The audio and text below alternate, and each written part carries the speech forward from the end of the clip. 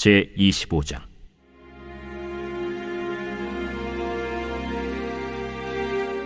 사무엘이 죽음에 온 이스라엘 무리가 모여 그를 두고 슬피 울며 라마 그의 집에서 그를 장사한지라. 다윗이 일어나 바란 광야로 내려가니라. 마온에 한 사람이 있는데 그의 생업이 갈멜에 있고 심히 부하여 양이 3,000마리요 염소가 1,000마리이므로 그가 갈멜에서 그의 양털을 깎고 있었으니 그 사람의 이름은 나발이요 그의 아내의 이름은 아비가일이라. 그 여자는 총명하고 용모가 아름다우나 남자는 완고하고 행실이 악하며 그는 갈렙 족속이었더라. 다윗이 나발이 자기 양털을 깎는다 함을 광야에서 들은지라. 다윗이 이에 소년 10명을 보내며 그 소년들에게 이르되, 너희는 갈멜로 올라가 나발에게 이르러 내 이름으로 그에게 문안하고 그 부하게 사는 자에게 이르기를, 너는 평강하라. 내 집도 평강하라. 내 소유의 모든 것도 평강하라. 내게 양털 깎는 자들이 있다 함을 이제 내가 들었노라. 내 목자들이 우리와 함께 있었으나 우리가 그들을 해하지 아니하였고 그들이 갈멜에 있는 동안에 그들의 것을 하나도 잃지 아니하였나니 내 소년들에게 물으면 그들이 내게 말하리라.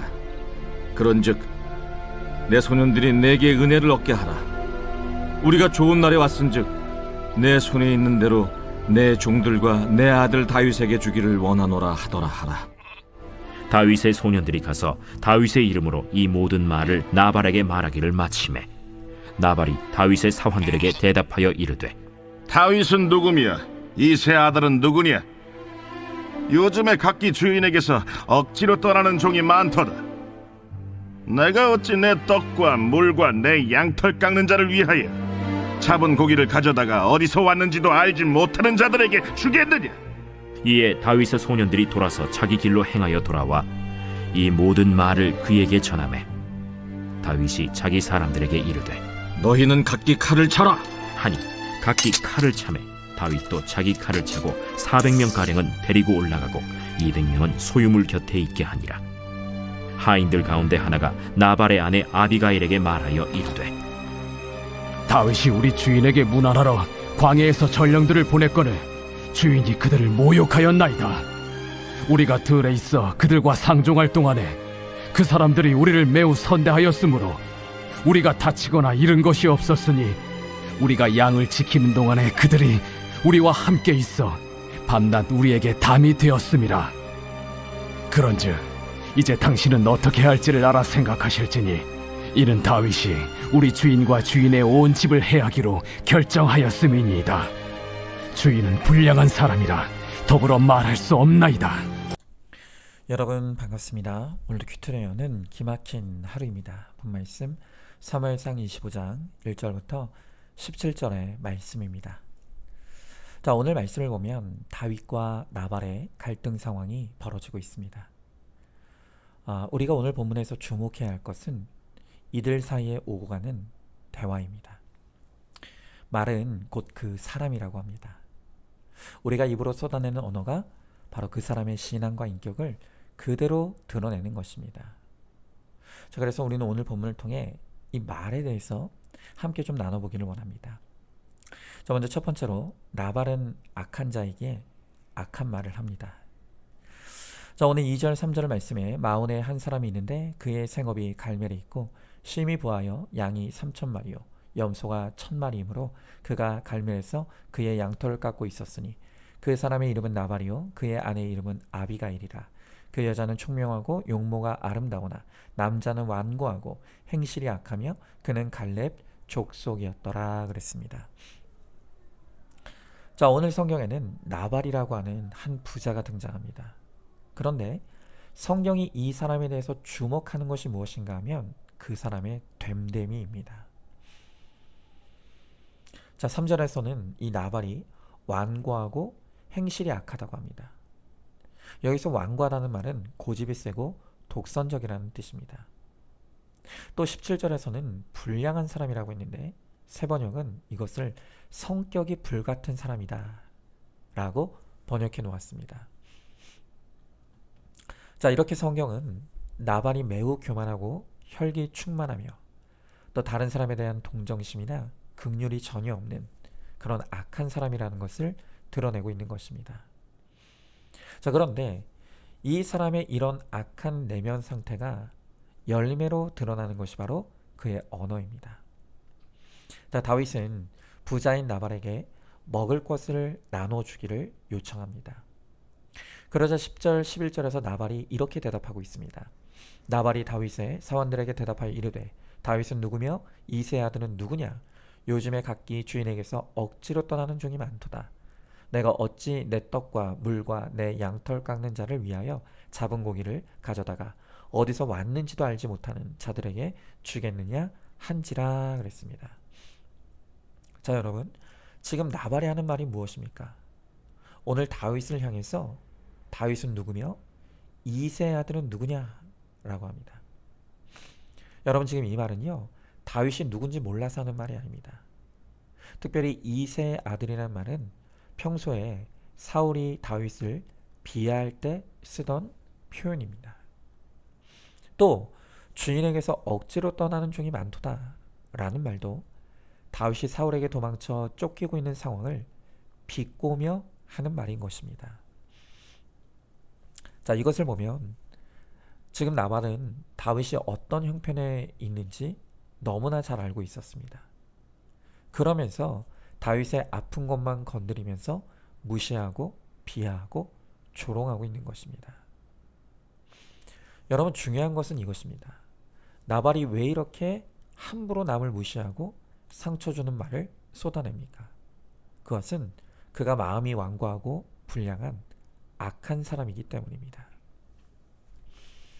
여러분, 취한 사람은 자신이 취한 줄도 모르고 주사를 부립니다. 깡패는 자기도 모르게 주먹이 먼저 나갑니다. 그리고 악한 사람은 자기도 모르게 입에서 악한 언어가 나가는 것입니다. 여러분, 제가 보면요, 어떤 성도님들은 다행스럽게도 자신의 언어 습관에 문제가 있다는 것을 인식하기는 합니다. 그런데 그런 분들이 저에게 하시는 말씀이 뭔가 하면, 목사님, 제가 마음은 안 그런데 자꾸 말이 헛나와요. 그렇게 말씀하십니다. 자, 여러분, 그런데요, 그건 사실이 아닙니다. 언어는 내 마음에 있는 것이 그대로 표현되는 것입니다. 여러분, 그래서 말이라는 것은요, 대화와 관련된 책들을 읽고 오랜 시간 공부했다고 그 품격 있는 말투가 장착되는 것이 아닙니다. 결국 우리의 언어에 변화가 생기려면 속 사람이 변화되어야 하는 것입니다. 근본적으로 내 교만하고 악한 마음을 하나님의 은혜로 고침받지 못하면 우리는 절대로 언어의 문제를 해결할 수 없는 것입니다. 여러분, 그러므로 우리의 언어가 변화되려면 먼저 우리 내면의 악함이 무엇인지를 반드시 깨달아야 합니다. 분노가 많으면 욕설을 합니다. 교만하면 조롱하고 비하합니다. 미워하면 흠을 잡습니다. 시기 질투하면 뒷담화와 험담을 하게 됩니다. 자, 여러분의 마음의 악함은 무엇입니까? 그리고 그것이 열매가 되어 어떤 악한 말을 일삼고 있습니까?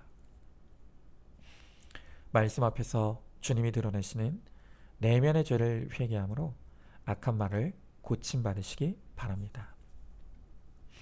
자, 한번 질문해 봅니다. 내 마음에 품고 있는 악과 죄가 무엇입니까? 그 내면의 죄가 어떤 악한 언어로 표현되고 있습니까? 자, 두 번째로 다윗이 거룩하기에 선한 말을 합니다.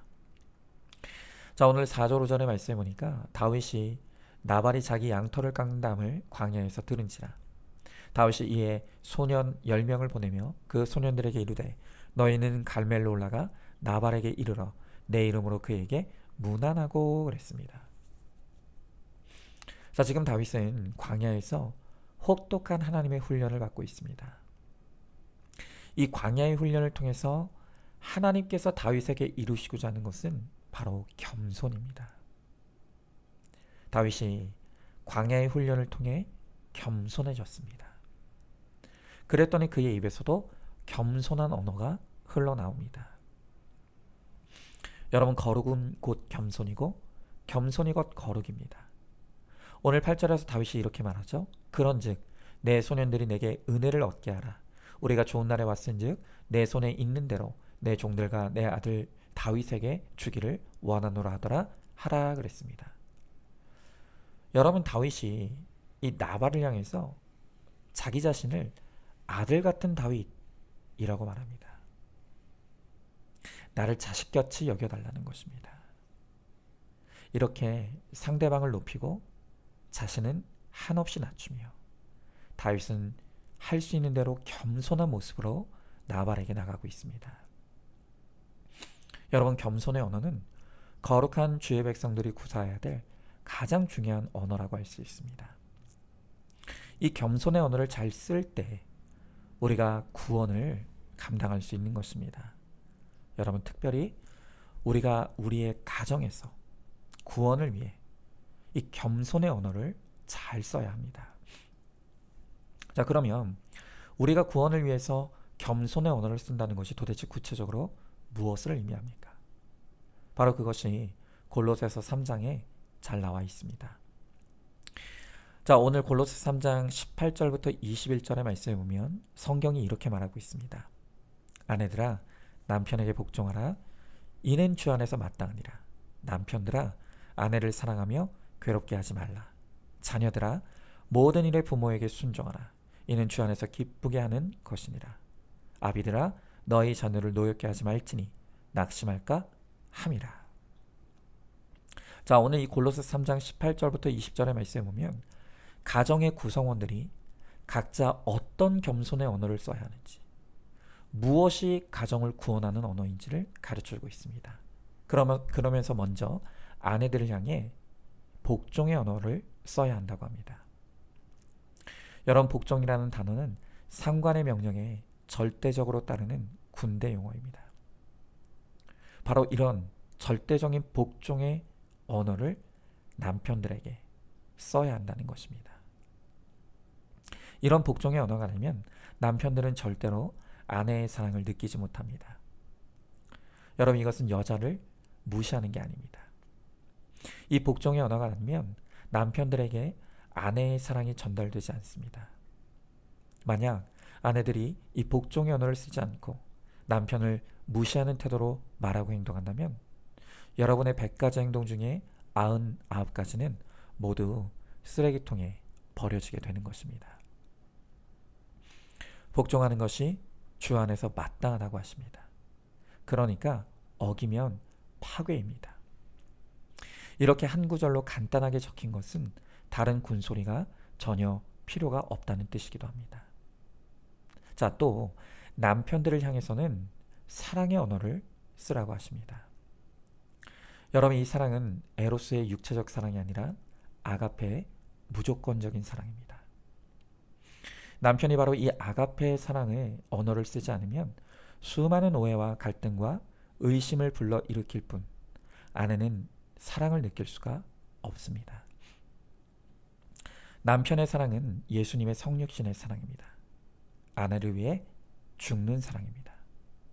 바로 이러한 헌신적인 태도가 아내에게 전달될 때에 비로소 남편의 사랑이 아내에게 전달되고 무한한 행복과 평강을 누릴 수 있습니다. 자, 그리고 자녀들에게 주님께서 요구하신 언어는 순종의 언어라고 하십니다.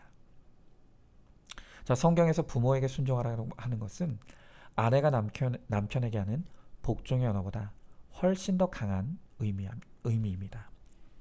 그것은 부모에 대한 순종이 바로 하나님에 대한 순종과 연결되어 있기 때문이죠. 여러분, 그것은 아래에서 듣다 그리고 철저하게 복종하라는 뜻입니다. 그리고 또한 모든 일에 라는 것은 무제한적이고 심지어 죄에 대한 명령조차도 순종적인 태도를 잃지 말고 부모에게 정중하게 권해야 함을 말하는 것입니다. 이렇게 자녀들이 부모에게 순종의 언어를 쓸 때 그것이 주님께 기쁨이 된다는 것입니다. 여러분, 이게 무슨 의미입니까? 그러니까 주님이 다 아신다는 것입니다. 여러분, 정말 이상한 부모 많습니다. 순종하고 싶지만 이상한 부모가 참 많습니다. 존경받아 마땅한 부모들이 많지만 그 중에는 경멸받아 마땅한 부모도 있습니다. 주님이 그것을 모르시고 이 명령을 주시는 게 아니라는 것입니다. 그런 부모에게 순종하는 것이 어찌 행복한 일이겠습니까? 그러나 주님의 명령이기에 구원 때문에 순종하는 것을 하나님이 기뻐하십니다. 그래서 부모에게 순종하는 것은 가장 기본적인 것입니다. 자녀들은 부모에게 순종할 의무가 있습니다. 자발적인 게 아니라 의무입니다. 배우자 없는 사람은 있어도 부모 없는 사람은 없기 때문에 이유 여하를 막론하고 순종을 해야 하는 것입니다. 자, 이제 마지막으로 부모가 써야 할 언어가 있는데 그것이 바로 온유의 언어라고 하십니다. 자, 자녀들에 대한 아비의 태도는 자녀를 노하게 하지 않는 것이라고 합니다. 자, 많은 부모들이 자녀에 대한 권리를 남용합니다. 자녀는 부모의 소유가 아닌 하나님의 소유입니다. 우리는 잠시 맡아서 하나님의 뜻대로 양육하는 것인데 그걸 잊어버리고 욕심대로 권위를 마구 휘두르는 것이죠. 여러분, 특별히 자녀에 대한 지나친 기대와 강요는 자녀를 낙심시킨다고 합니다. 부모의 꿈을 이루기 위한 도구로 자녀를 전락시키면 안 됩니다. 그것이 자녀를 노를 넘어 오늘 성경의 표현대로 경록해 하는 것이라고 합니다. 그러므로 오늘 우리 부모들은 자녀가 하나님의 것임을 인정하고 주의 말씀대로 온유하게 가르치고 경책함으로 우리의 자녀들을 구원으로 이끌 수 있기를 힘써야 합니다. 자, 오늘 주님은 말씀을 통해 나발은 악한 자이기에 악한 언어를 쓰고 다윗은 거룩한 자이기에 거룩한 겸손의 언어를 쓰고 있다고 하십니다. 우리도 거룩하고 겸손한 언어를 잘 사용하여서 우리의 입술의 말이 주님께 쓰임받게 되기를 소망하시기 바랍니다. 자, 한번 질문해 봅니다. 내가 가정의 구원을 위해 복종의 언어, 사랑의 언어, 순종의 언어, 온유의 언어 중에 어떤 언어에 힘써야 하겠습니까? 거룩하고 겸손한 언어를 통해 구원의 사명을 감당하시기 바랍니다. 자, 오늘도 12월 13일 보석 상자입니다. 직분을 가졌다고 해서 믿음까지 성숙한 것은 아닙니다. 성경을 많이 읽고 날마다 빽빽하게 큐티를 해도 중요한 것은 삶입니다. 아멘. 우리 함께 기도하겠습니다. 주님, 오늘 주님은 말씀을 통해 나발이 악한 자라 악한 말을 하고 다윗이 거룩한 자에게 겸손의 언어를 말한다고 말씀하십니다. 주님, 여전히 우리 안에도 우리의 악한 죄와 교만이 있습니다. 그래서 우리도 모르게 교만하고 악한 말들이 쉴 새 없이 우리의 입술을 통해 흘러나갑니다. 그것이 내 가정의 구원을 방해하고 또 내 지체들의 구원을 방해하고 있습니다. 주님, 우리를 용서하시고 이제는 정말 내 속의 악과 죄를 날마다 회개하며 우리의 마음이 거룩하여 침으로 이제는 다윗과 같이 겸손의 언어를 써서 사랑의 언어, 복종의 언어, 순종의 언어, 그리고 온유의 언어를 통해 가정의 구원을 이루는 데 쓰임받는 우리 모두가 되게 하여 주시옵소서. 믿사오며 사랑이 많으신 우리 예수님 이름 받들어 기도드리옵나이다. 아멘. 오늘도 큐티로 기막힌 하루를 살아내는 하늘가족 공동체 우리 모든 성도님 되시기를 주님의 이름으로 축복합니다.